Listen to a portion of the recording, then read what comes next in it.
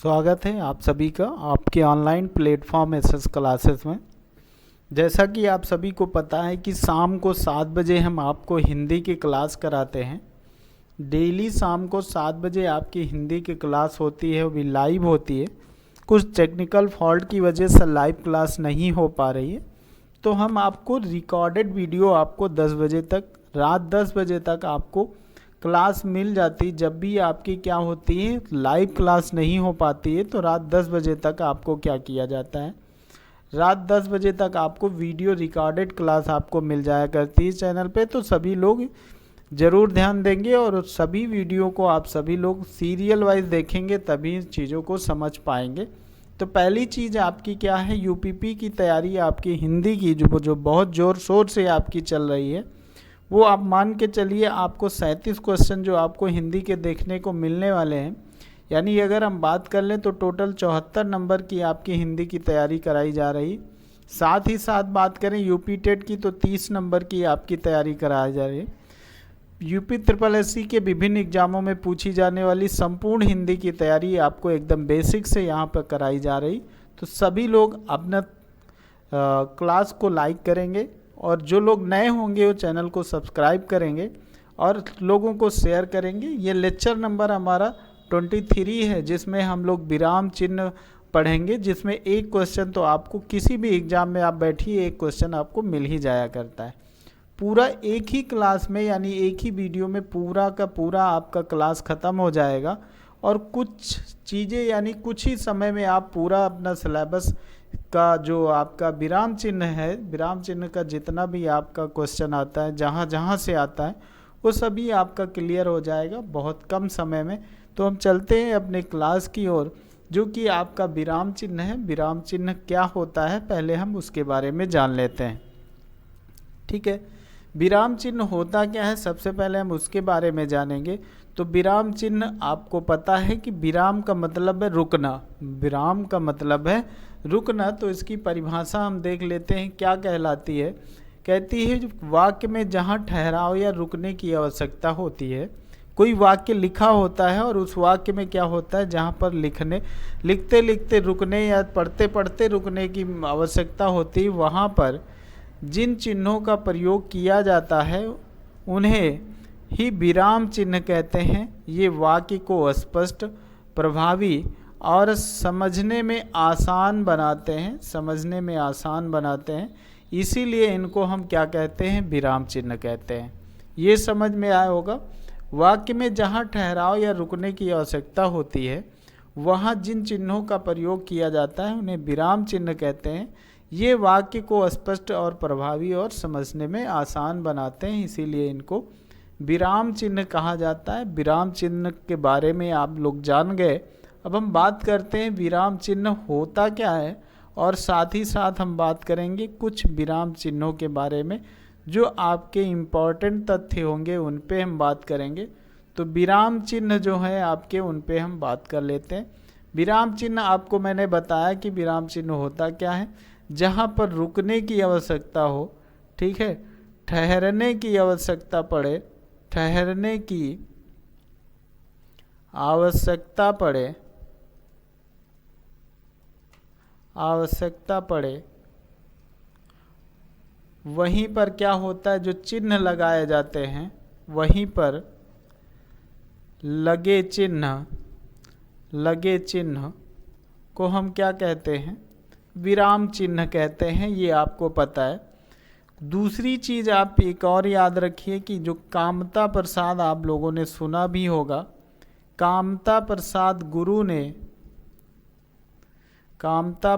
गुरु जी ने विराम चिन्हों की संख्या जो बताई, इनके अनुसार जो संख्या है वो इन्होंने बताया कि 20 विराम चिन्ह होते हैं। ये संख्या याद रखिएगा, बहुत इम्पोर्टेंट बन जाती है। 20 आपके क्या हो जाते हैं, विराम चिन्ह हो जाते हैं, ये याद रखिएगा। कौन कौन से होते हैं ये भी आपको मैं बता दूं। तो कौन कौन से, पहला आपका क्या हो जाता है, आपका हो जाता है पहला अल्प विराम। क्या हो जाता है, पहला आपका हो जाता है अल्प विराम। अल्प विराम में क्या होता है, आपको पता होगा कि कैसा सिंबल बनता है।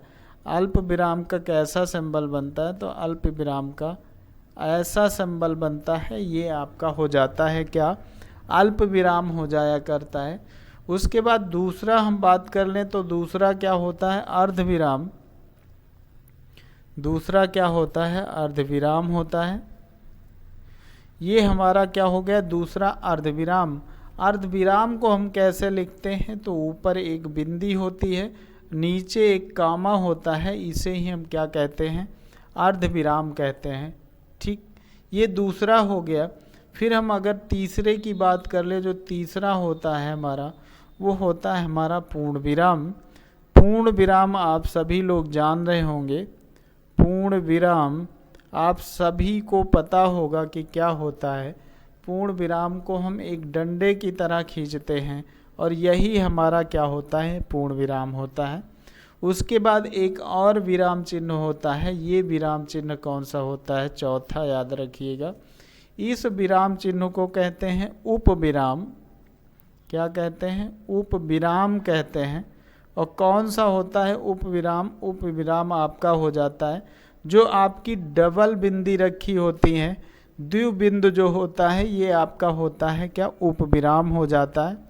उसके बाद अगले की हम बात कर ले, पांचवा, तो पांचवा आपका क्या हो जाया करता है, प्रश्नवाचक।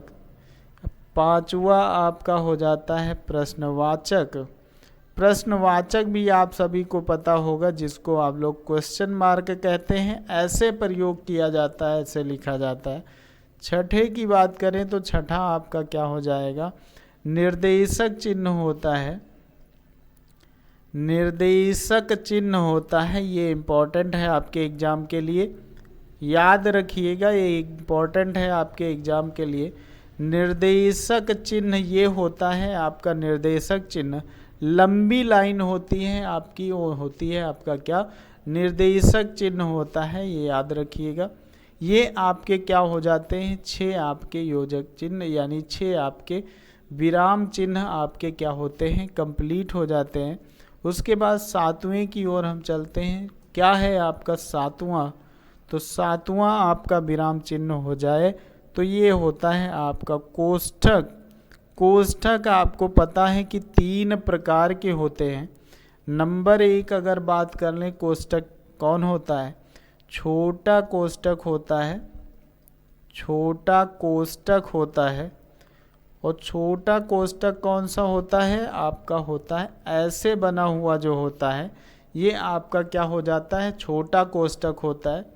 नंबर 2 बात करें, दूसरा क्या हो जाता है, दूसरा आपका होता है मंझला कोष्ठक। मंझला कोष्ठक भी आप लोग जानते होंगे, केवल आपको पहचानने में हो सकता प्रॉब्लम हो, सुन लिया होगा आप लोगों ने। मंझला ब्रैकेट ऐसे करके आपका बना होता है, ये आपका होता है मंझला ब्रैकेट। बनने में थोड़ा इधर उधर हो गया होगा, लेकिन याद रखिएगा ऐसा ही बना होता है आपका। तीसरा जो आपका होता है, तीसरा आपका हो जाता है बड़ा ब्रैकेट। जो बड़ा कोष्ठक होता है आपका, ये आपका तीसरा हो जाया करता है बड़ा कोष्ठक। कैसे बना होता है, ये आपका जो बना होता है, ये आपका क्या हो जाता है, बड़ा ब्रैकेट हो जाता है। ये आपके ब्रैकेट क्लियर होते हैं। 7 आपके क्या हो जाते हैं, विराम चिन्ह आपके 7 क्लियर हो जाया करते हैं। क्या आप सभी को समझ में आए? अगर समझ में आए तो लाइक ज़रूर करिएगा। अब हम चलते हैं अपने 8वें पर। ये रहा हमारा 8वां हमारा क्या हो जाता है, योजक चिन्ह। योजक चिन्ह बहुत प्रयोग किया जाता है, बहुत आप लोग सीखे भी होंगे, जाने भी होंगे। योजक चिन्ह कैसे लिखा जाता है, 2 शब्दों के मिड में बीचों बीच में जो जोड़ का निशान यानी माइनस का निशान लगाया जाता है, ये आपका क्या हो जाता है, योजक चिन्ह हो जाया करता है। उसके बाद 9वां जो होता है वो आपका हो जाता है उदाहरण चिन्ह। उदाहरण चिन्ह आपका हो जाता है, ठीक है। उदाहरण चिन्ह क्या होता है आप सभी को पता है।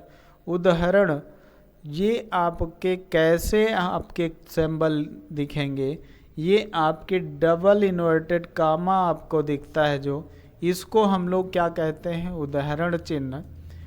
उसके बाद जो 10वां आपका हो जाया करता है वो आपका हो जाएगा विवरण सूचक। विवरण सूचक, विवरण सूचक चिन्ह आपको पता होगा कि दो बिंदु ऐसे रख के और ऐसे लाइन खींची जाती है विवरण देने के लिए किसी चीज़ का, तो ये आपका हो जाता है क्या, विवरण सूचक चिन्ह। और उसके बाद आपका हम बात करें अगला, तो अगला आपका हो जाता है क्या, लाघव चिन्ह। क्या हो जाता है, लाघव चिन्ह हो जाता है। लाघव चिन्ह आप लोग कहाँ प्रयोग करते हैं ये भी आपको पता होगा। लाघव चिन्ह आप लोग जैसे क्या करते हैं, ये आपका लाघव चिन्ह होता है। जैसे जब आप उत्तर प्रदेश लिखते हैं तो देखिए ऐसे लगा देते हैं, और उसके बाद प्रदेश में भी ऐसे लगा देते हैं, तो ये आपका हो जाता है लाघव चिन्ह, ये होता है। 12वें नंबर पे बात करें कौन सा विराम चिन्ह होता है, तो 12वां आपका हो जाता है लोप चिन्ह। क्या हो जाता है, लोप चिन्ह।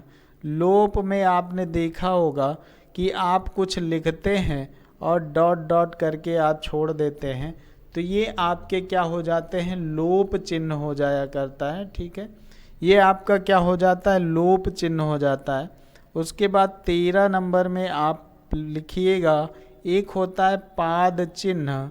पाद मतलब पैर, और पैर के मतलब नीचे अगर लाइन खींची हो आपकी, कैसी, नीचे अगर लाइन खींची हो तो आपका हो जाता है क्या, ये आपका हो जाता है पाद चिन्ह। और उसके बाद आपको पता होगा जब आप सभी गलती कर देते हैं, जब आप सभी गलती कर देते हैं तो एक चिन्ह लगाते हैं जिसको हम लोग हंस पद, ठीक है, या फिर आप त्रुटि सूचक, त्रुटि सूचक कहते हैं। हंस चिन्ह या फिर त्रुटि सूचक जो होता है आपका, ये होता है ऐसे आपका लगाया जाता है, ऐसे आपको लगाया जाता है। ये आपको क्लियर हो गया होगा। ये आपके क्या हो जाते हैं, 14 आपके चिन्ह क्लियर हो जाते हैं जो आपके एग्ज़ाम में पूछे जाते हैं, अक्सर पूछे जाते हैं। उसके बाद हम आपको बता दें जो आपका होता है 15 नंबर का, 15 नंबर में आपका कौन सा चिन्ह हो जाएगा, आपका 15 नंबर में हो जाता है तुल्यता सूचक। तुल्यता सूचक आपका हो जाया करता है। तो तुल्यता सूचक आपको पता है, तुल्यता सूचक का मतलब होता है बराबर का चिन्ह। ये बराबर का चिन्ह आपका हो जाया करता है। ये आपके हो गए कितने, ये आपके 15 हो जाया करते हैं। उसके बाद हम चलते हैं कितने, 16वें नंबर पे। 16वां नंबर आपका क्या हो जाता है, आपका हो जाता है समाप्ति सूचक। क्या हो जाता है, समाप्ति सूचक हो जाया करता है। समाप्ति सूचक कैसे आप लोग लिखते हैं ये भी आपको पता होगा। आप देखते हैं एक पहले लाइन खींच देते हैं, या उसके बाद आपके पास क्या होता है, जीरो लगा के आपको दूसरी लाइन भी खींच दी जाती है। ये आपका हो जाता है क्या, समाप्ति सूचक हो जाया करता है। ये आपका क्या हो जाता है, समाप्ति सूचक हो जाता है। उसके बाद 17 नंबर में आपको पता होगा क्या लिखा जाता है, विस्मयादि बोधक। विस्मयादि, विस्मयादि बोधक जो होता है ये भी आपका एक चिन्ह होता है, जो कि आपको पता होगा भाव प्रकट करने या आश्चर्यचकित बातों को कहने पर उसको हम क्या करते हैं, लिखते हैं। तो ये आपका क्या हो जाता है, आपका हो जाया करता है विस्मयादि बोधक। ये आपका क्या हो गया, ये आपके हो जाते हैं 17 आपके हो जाते हैं चिन्ह। ये आपको क्लियर हो गया होगा। ये इतने चिन्ह आपके हैं जो आपसे अक्सर पूछे जाते हैं एग्ज़ाम में। बाकी 3 जो है वो आपके एग्ज़ाम में ज़्यादा नहीं पूछे जाते हैं, उनका कोई मतलब नहीं है, बस संख्या भी याद रखिएगा। बाकी इतने ही एग्ज़ामों में आपका क्वेश्चन, इतने ही क्वेश्चनों में आपका एग्ज़ाम में क्वेश्चन बन जाएगा, ये याद रखिएगा। ठीक है, ये आपके हो जाते हैं 17 जो इम्पोर्टेंट है, उनके बारे में बता दिया मैंने। अब इनका प्रयोग कैसे किया जाता है, फिर हम उसके बाद कैसे कैसे आपसे क्वेश्चन बन सकता है, मैंने क्वेश्चन भी ले रखा है, वो सारी चीज़ें मैं आपको यहाँ पर डिस्कस करूँगा। ये फिर हमने आपको ले रखा है कि कैसे इनका हम प्रयोग करेंगे, ये बताते हैं आपको। चलिए, प्रमुख विराम चिन्ह और उनके प्रयोग, ये आपकी हेडिंग है। पहला आपका क्या हो जाता है, पूर्ण विराम। पूर्ण विराम कहाँ पर लगता है, जब वाक्य समाप्त होने पर हो। जब वाक्य समाप्त हो जाता है तो पूर्ण विराम लगता है। उदाहरण के लिए आप देखिए, लिखा हुआ है राम स्कूल जाता है, राम स्कूल जाता है। ये राम स्कूल जाते में जो लास्ट में लगा हुआ है पूर्ण विराम, यही आपका क्या होता है, पूर्ण विराम हो जाता है। उसके बाद दूसरे में देखिए, मैं पढ़ रहा हूँ के बाद जो ये लगा हुआ है, अभी मैंने बताया एक खड़ी डंडी खींची हुई आपका पूर्ण विराम कहलाता है। तो पूर्ण विराम क्वेश्चन आपका, पूर्ण विराम से अगर कोई क्वेश्चन आता है तो आपका अब गलत होने वाला नहीं है, ये आपका क्लियर हो जाता है। ठीक है, अब हम चलते दूसरे चिन्ह पर, जो आपका क्या हो जाया करता है, अल्प विराम। अल्प विराम आपको मैंने बताया कि अल्प विराम केवल नीचे से हल्का से ऐसे आपको कॉमा लगा हुआ होता है, सिंगल कॉमा आपका क्या होता है, अल्प विराम कहलाता है। जैसे क्या होता है, प्रयोग कहाँ पर करते हैं, हल्का रुकाव दिखाने के लिए हम क्या करते हैं, अल्प विराम का प्रयोग करते हैं। याद रखिएगा, उदाहरण के तौर पे हमने ले रखा है राम, कॉमा लगा है जो, इसी को हम अल्प विराम कहते हैं। श्याम अल्प विराम, मोहन और सीता खेल रहे हैं, तो ये क्या हो जाता है, आपका अल्प विराम हो जाता है। ये आपका क्या हो जाता है, अल्प विराम हो जाता है। और यहाँ पर जो प्रयोग हुआ है ये क्या है, ये आपका हो जाता है पूर्ण विराम। याद रखिएगा, ऐसे में आपको बहुत ही आसानी से 1 नंबर आपको मिल जाया करता है, 1 से 2 नंबर भी कभी कभी मिल जाया करते हैं। तो 2 आपके क्या हो जाते हैं, क्लियर हो जाते हैं। तीसरे की ओर चलते हैं प्रयोग करते हुए। तो तीसरा क्या है आपका, कह रहा है अर्ध विराम। अल्प विराम अभी मैंने बताया, अल्प विराम के बाद आपका आता है अर्ध विराम। 2 संबंधित वाक्यों के बीच मध्य रुकाव, यानी बीच में अगर रुकना है तो आपका अर्ध विराम प्रयोग किया जाता है। अर्ध विराम में ऊपर बिंदी और नीचे कॉमा लगा होता है, यही अभी मैंने बताया आपका अर्ध विराम होता है। उदाहरण में आप देखिए कैसे अर्ध विराम का प्रयोग होता है।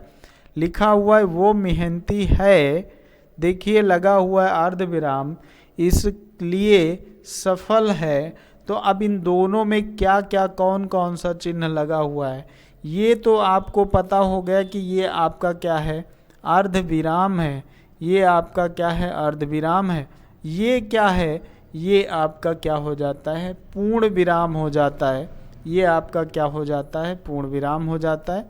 ये क्लियर हो जाता है। आपका तीसरा, चौथे की तरफ हम चलते हैं। तो ये रहा आपका चौथा आपका होता है क्या, प्रश्नवाचक चिन्ह या प्रश्न सूचक विराम चिन्ह। ये भी याद रखिएगा कैसे, कहाँ पर प्रयोग करते हैं। जब हम किसी से क्या करते हैं, प्रश्न पूछते हैं, किसी से हम क्या करते हैं, अगर प्रश्न पूछते हैं तो हम वहाँ पर इसका क्या करते हैं, प्रयोग करते हैं।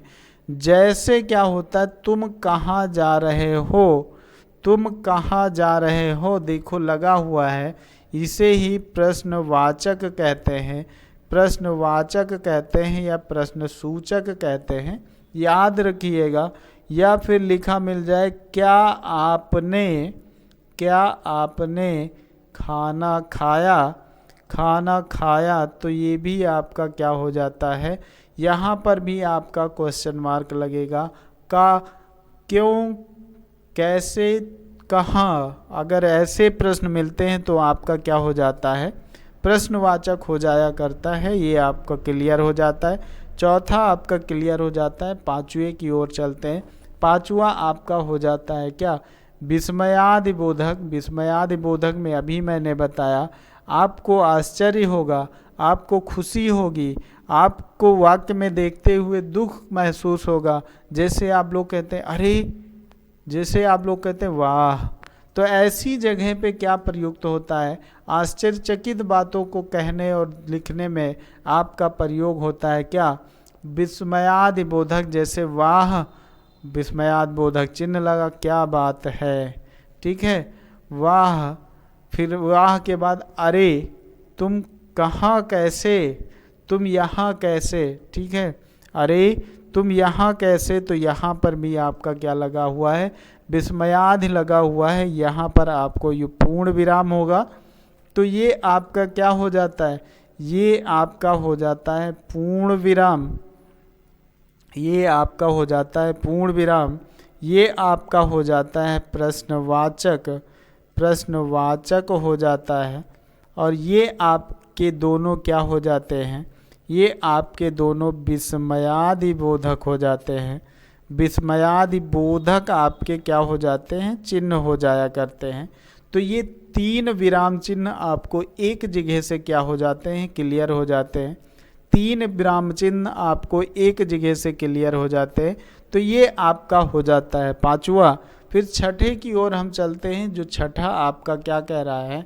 उदाहरण चिन्ह क्या होता है? ये आपका उदाहरण चिन्ह होता है। ये आप क्लियर रखिएगा। प्रयोग का है कैसे किया जाता है? किसी के कथन या विशेष वाक्य को दर्शाने के लिए हम क्या करते हैं? उदाहरण चिन्ह लगाते हैं। जैसे उसने कहा, ये क्या लगा हुआ है? कॉमा लगा हुआ है। इसे क्या कहते हैं? अल्प विराम कहते हैं। क्या होता है ये आपका अल्प विराम लगा हुआ है, अल्प विराम लगा हुआ है। ये आपके 2 इन्वर्टेड कामा जो लगे हैं, इन्हें ही हम क्या कहते हैं? उदाहरण चिन्ह कहते हैं। ये उदाहरण चिन्ह हो जाते हैं आपके। आपको अब क्लियर हो गया होगा चिन्ह कैसे और कहाँ कहाँ प्रयोग किए जाते हैं। ये भी याद रखिएगा, ये आपका हो जाता है उदाहरण चिन्ह। उसके बाद हम छठा नंबर हो गया आपका, ये क्या हो गया? छठा नंबर आपका हो गया। अब 7वें नंबर पे हम चलते हैं। ये रहा आपका 7वां है ये आपका। इसको आप कहते हैं क्या? योजक चिन्ह। 2 शब्दों को जोड़ने के लिए प्रयोग होता है। अभी मैंने आपको बताया योजक चिन्ह होता है, 2 शब्दों को जोड़ने के लिए प्रयोग किया जाता है। यहाँ पर जैसे हम बात करें कहाँ राम कामा है या डैश है, ये क्या है? तो ये डैश लगा हुआ, राम लक्ष्मण, तो ये आपका क्या है? योजक चिन्ह लगा हुआ है। ये आपका क्या है? योजक चिन्ह लगा हुआ है। दूसरे में देखिए आपका क्या लगा हुआ है? दिन और रात, बीच में जो लगा हुआ है इसे ही हम क्या कहते हैं? योजक चिन्ह कहते हैं। इसे ही हम योजक चिन्ह कहते हैं। ये आपका क्लियर हो जाता है योजक चिन्ह। यहाँ पर देखिए ये कौन सा है? ये चिन्ह कौन सा है जो अभी मैंने आपको बताया? ऐसे करके ऐसे लगा हुआ होता है। इसी को मैंने बताया आपको कि विवरण सूचक होता है। ये क्या होता है? विवरण सूचक चिन्ह होता है। ये भी याद रखिएगा। तो 7वें से आपको 2 और एक्स्ट्रा नॉलेज मिली, 2 और चीज़ें आपकी क्लियर हो जाती हैं। अब 8वें की ओर चलते हैं। ये आपका 8वां है, ये 9वां नहीं, आपका 8वां है। ये आपके 8वें में कैसे आपको देखना है? कौन सा आपको कोष्टक देखना है। कोष्टक का प्रयोग कहाँ पर किया जाता है? अतिरिक्त जानकारी देने के लिए कोष्टक का प्रयोग किया जाता है। कोष्टक मैंने बताया 3 प्रकार के होते हैं। कोष्टक क्या होते हैं? 3 प्रकार के होते हैं। कौन कौन प्रकार होता है? मैंने आपको बताया छोटा होता है, छोटा कोष्टक होता है। उसके बाद मैंने आपको बताया मंझला कोष्टक होता है। उसके बाद आपको मैंने बताया कि आपका बड़ा कोष्टक होता है। ये आपका क्या हो जाता है? बड़ा कोष्टक हो जाता है। ये आपके 3 प्रकार के कोष्टक होते हैं। ये कौन सा कोष्टक है? ये आपका छोटा कोष्टक है। छोटा कोष्टक है, ये ऐसे बनता है। मंझला कोष्टक आपका ऐसे बनता है। और आपका जो बड़ा कोष्टक होता है वो कैसे बनता है आप बताएंगे। तो बड़ा कोष्टक आपको पता है कि आपको कैसे बनता है। ये आपके जानकारी में होगा और पता भी होगा आप सभी को कि कौन सा होता है। तो ये रहे आपके सारे के सारे आपके हो जाते हैं कोष्टक चिन्ह। ये 3 कोष्टक चिन्ह आपके हो जाया करते हैं। एक आपका ये बड़ा वाला, ये एक आपका मंझला वाला, एक आपका छोटा वाला। ये तीनों के तीनों आपके क्या हो जाते हैं, कोष्टक चिन्ह आपके क्लियर हो जाया करते हैं। उदाहरण में आप देख सकते हैं, जैसे लिखा है दिल्ली भारत की राजधानी बहुत सुंदर है। सेंटेंस तो आपका केवल यही लिखा है कि दिल्ली जो है वो बहुत सुंदर है, बहुत सुंदर है, लेकिन बीच में ब्रैकेट लगा है और सूचना कुछ दी गई है कि भारत की वो राजधानी है। यानी अतिरिक्त सूचना देने के लिए हम कोष्टक का प्रयोग करते हैं। याद रखिएगा, अक्सर पूछ लेगा तो आप क्या बताएंगे।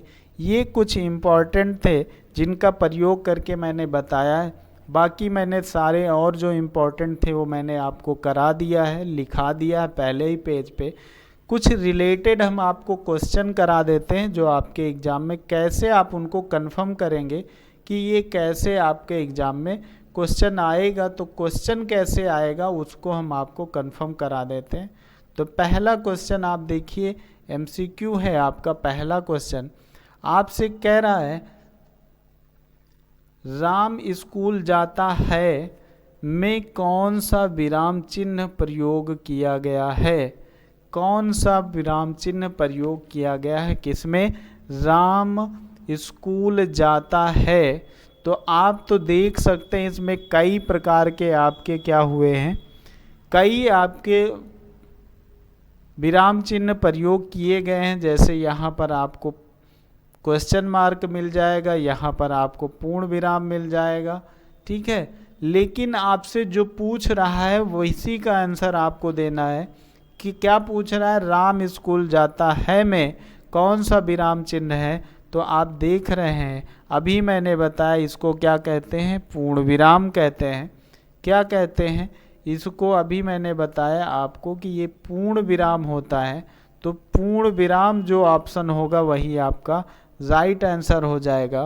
पहला कह रहा है क्या, अल्प विराम होता है। तो अल्प विराम तो ये ऐसे नहीं बनता है, अल्प विराम तो ऐसे बनता है। फिर पूर्ण विराम तो आपका बिल्कुल राइट आंसर हो जाएगा, जो ऐसे ही बनता है। प्रश्नवाचक आपका इधर बना हुआ है तो ये तो आपसे पूछ नहीं रहा। प्रश्नवाचक आपका ये होता है। विस्मयादि आपसे पूछ नहीं रहा, लेकिन विस्मयादि चिन्ह पहचान लीजिए, ये आपका विस्मयादि हो जाता है। ये सारे के सारे आपके ऑप्शन भी क्लियर हो जा रहे हैं और आपका क्वेश्चन भी क्लियर हो जा रहा है। ये आपका क्या हो जाता है, ये आपका पहला क्वेश्चन आपका क्या हो जाता है, क्लियर हो जाया करता है। दूसरे क्वेश्चन की ओर चलते हैं। जो दूसरा क्वेश्चन आपसे कह रहा है, दूसरा क्वेश्चन आपसे कह रहा है कि नंबर 2, ये आपका सिंबल दिया गया और कह रहा है को क्या कहते हैं, इसको क्या कहते हैं, ये आपका चिन्ह दिया गया है और आपका दूसरा क्वेश्चन है इसे क्या कहते हैं आप बताइएगा। आपको मैंने बताया है कि अगर आपको ऐसे लिखा मिल जाए, अगर आपको ऐसे लिखा मिल जाए, अगर आपको ऐसे लिखा मिल जाए, अगर आपको 2 बिंदु लिखे मिल जाए, ये सारे के सारे विराम होते हैं। ये सारे के सारे विराम होते हैं, लेकिन कौन कौन सा विराम होता है ये मैंने अभी बताया आपको। ये अल्प विराम होता है। क्या होता है, ये अल्प विराम होता है। ये आपका अभी बताया मैंने, ये अर्ध विराम होता है। क्या होता है, अर्ध विराम होता है। ये क्या होता है, पूर्ण विराम होता है। ये क्या होता है, पूर्ण विराम हो जाया करता है। और ये आपका क्या हो जाता है, उप विराम हो जाता है। ये चारों विराम चिन्ह आप याद रखिएगा। चारों विराम चिन्ह आपसे कभी भी कहीं पर भी पूछे जा सकते हैं, कोई एक आपसे पूछा जा सकता है। तो याद रखिएगा, ये आपसे क्या कह रहा है, ये तो आपका यही वाला है, ये तो आपका क्या है, यही वाला है। कौन सा है, कौन सा है, अल्प विराम वाला है। तो ऑप्शन देखिए, कह रहा है ए पूर्ण विराम। तो पूर्ण विराम तो है नहीं। फिर कह रहा अर्ध विराम, अर्ध विराम ऐसे बनता नहीं है। द्विबिंद जिसे हम उप विराम कहते हैं ये भी नहीं है। तो ऑप्शन आपका क्या हो जाता है, सी आपका राइट आंसर हो जाएगा, सी। तो अब चलते हैं तीसरे क्वेश्चन की ओर। तीसरा क्वेश्चन हमारा कह रहा है प्रश्न पूछने पर कौन सा चिन्ह लगाया जाता है। प्रश्न पूछने पर कौन सा चिन्ह लगाया जाता है ये आपसे पूछ रहा है। तो याद रखिएगा, अभी मैंने बताया प्रश्न पूछने पर आप क्वेश्चन करते हैं तो क्वेश्चन मार्क यही प्रश्नवाचक होता है, यही प्रश्नवाचक होता है आपका प्रश्नवाचक चिन्ह, ये आपका प्रयोग होता है। तो आप देखिए कहाँ पर क्या है, ए नंबर में कह रहा है क्या, इसको हम पूर्ण विराम कहते हैं, इसको हम क्या कहते हैं, पूर्ण विराम कहते हैं। ये क्या होता है, विस्मयादिबोधक होता है, विस्मयादिबोधक हो जाता है।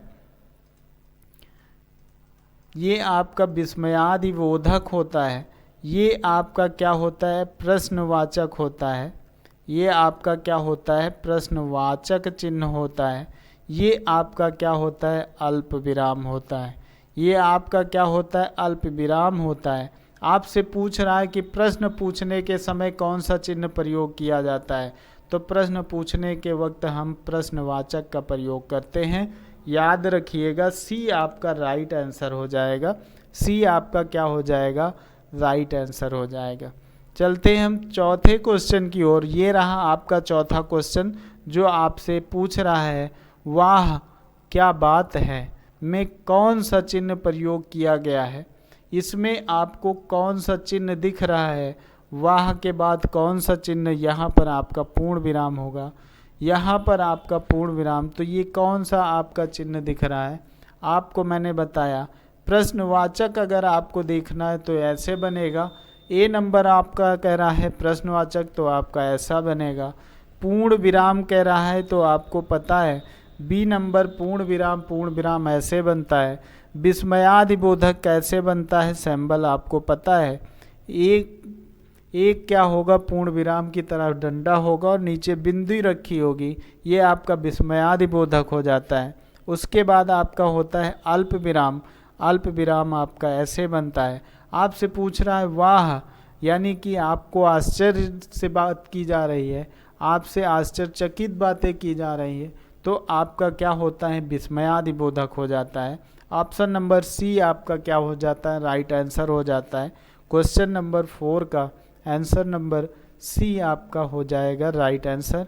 अब हम चलते हैं अपने अगले क्वेश्चन की ओर। क्वेश्चन जो है हमारा पांचवा, ये रहा हमारा पांचवा क्वेश्चन।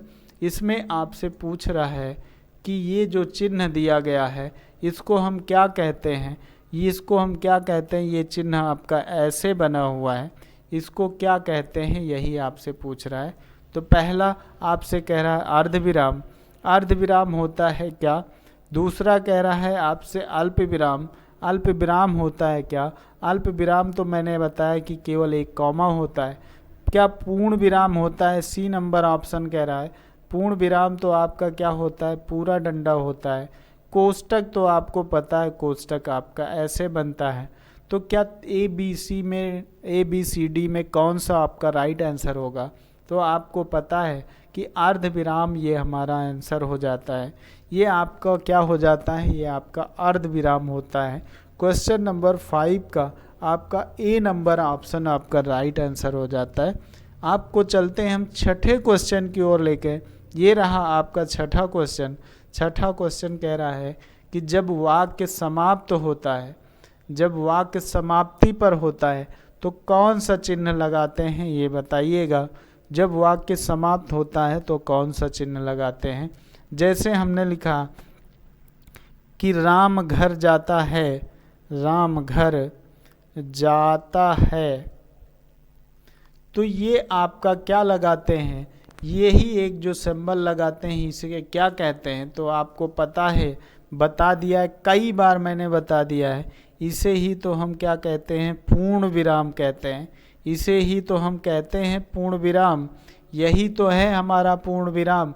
ये कौन हो जाएगा, ये तो आपका हो जाएगा प्रश्नवाचक, ये आपका क्या हो जाएगा, प्रश्नवाचक हो जाएगा। उसके बाद ये आपका क्या हो जाएगा, विस्मयादि बोधक हो जाएगा।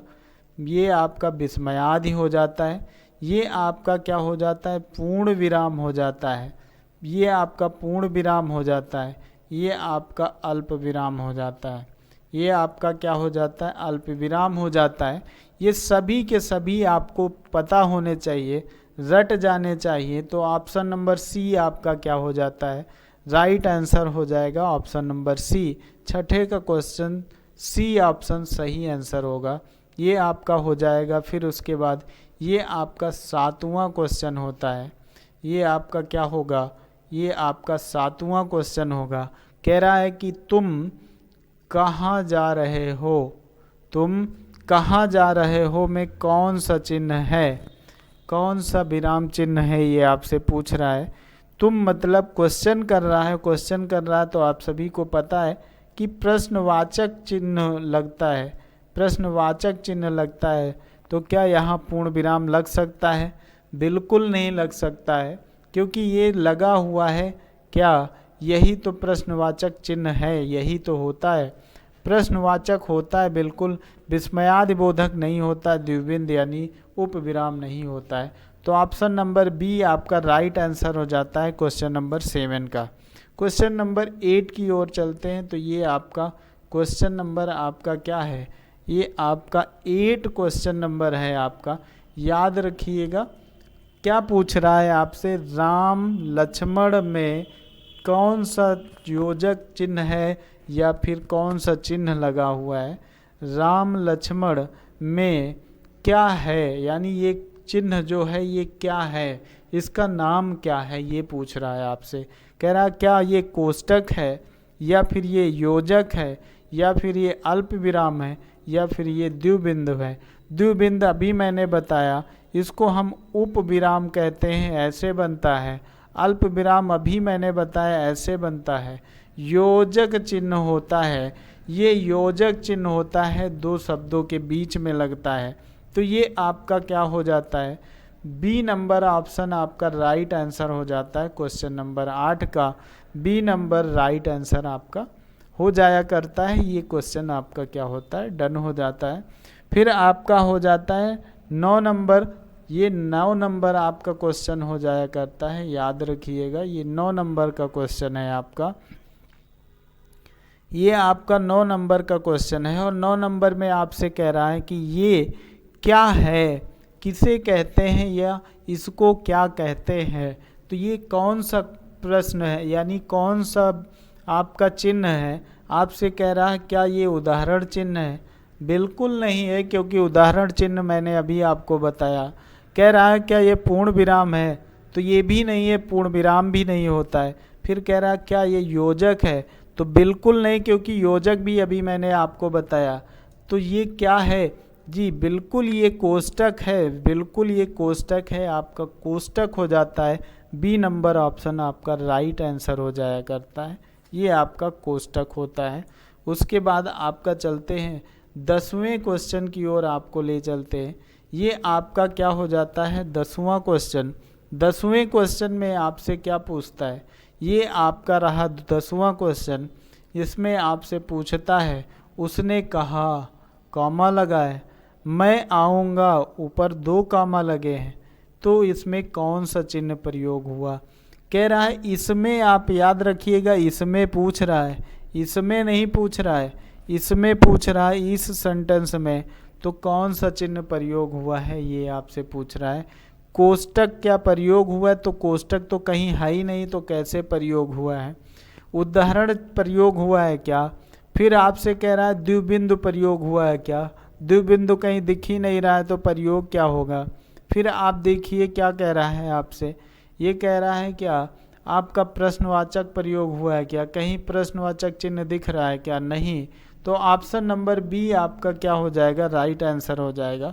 उदाहरण चिन्ह प्रयोग किया गया है। याद रखिएगा कभी कभी आप एलिमिनेट मेथड से आप क्वेश्चन करते हैं तो आसानी से आपको आंसर मिल जाया करता है। ये आपके 10 क्वेश्चन आपके हो जाते हैं, ये आपके 10 क्वेश्चन आपके क्या हो जाते हैं, डन हो जाते हैं। ऐसे ही सारे क्वेश्चन आपसे पूछेगा, ऐसे ही सारे क्वेश्चन आपसे पूछेगा, याद रखिएगा, ऐसे ही क्वेश्चन आपसे मिला करते हैं। इसके आगे और बात करें हम तो ये रहा आपका 11 नंबर क्वेश्चन। ये आपका 11 नंबर का क्वेश्चन हो जाया करता है, ठीक है। तो ये आपका हो जाता है 11 नंबर का क्वेश्चन।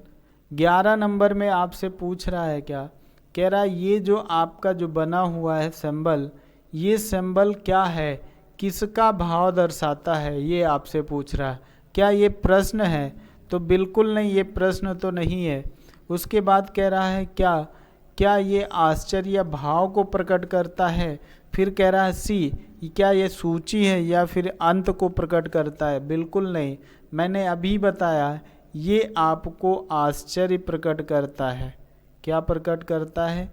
आश्चर्य प्रकट करता है, भाव प्रकट करता है, दुख प्रकट करता है, ठीक है।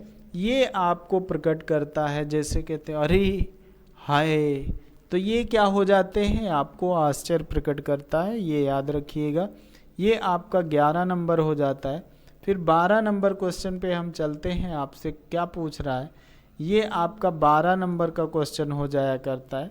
ये आपका 12 नंबर का क्वेश्चन है। आपसे कह रहा है राम श्याम मोहन में कितने अल्प विराम प्रयोग किए गए हैं, कितने अल्प विराम प्रयोग किए गए हैं। तो याद रखिएगा, जहाँ जहाँ प्रयोग है उसी को काउंट करिएगा। अल्प विराम हमेशा नीचे प्रयोग किया जाता है। तो देखिए एक यहाँ पर है, फिर यहाँ पर है, तो ये आपके क्या हो जाते हैं, अल्प विराम। तो कितने प्रयोग किए गए हैं? 2 प्रयोग किए गए हैं। कितने?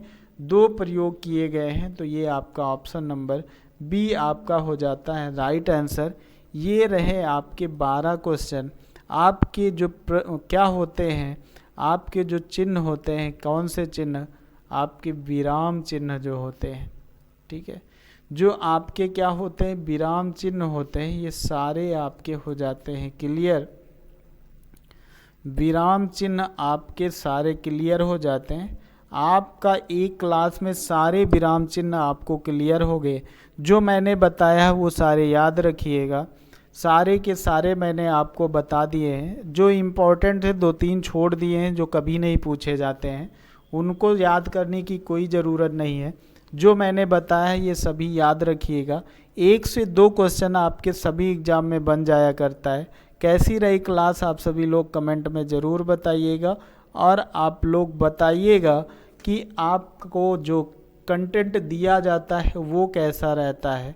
जो लोग नए होंगे बाद में देखेंगे, वो सभी लोग चैनल को सब्सक्राइब कर लेंगे और सब्सक्राइब करने के बाद बेल आइकन को ज़रूर दबा लेंगे, क्योंकि जैसे क्लास लाइव होगी आपको नोटिफिकेशन मिल जाया करेगा।